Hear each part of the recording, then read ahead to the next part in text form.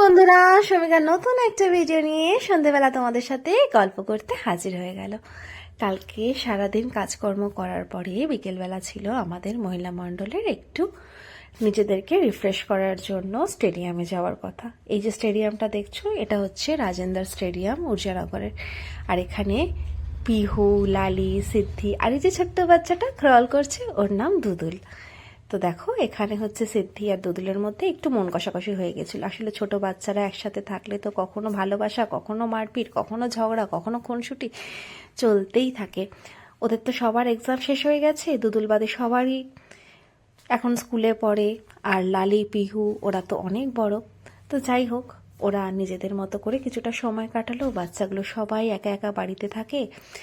হ্যাঁ, পিহুর একটা বোন আছে, ছোট্ট বোন, যাকে সেই হাত নাড়িয়েছিলাম, কুহু।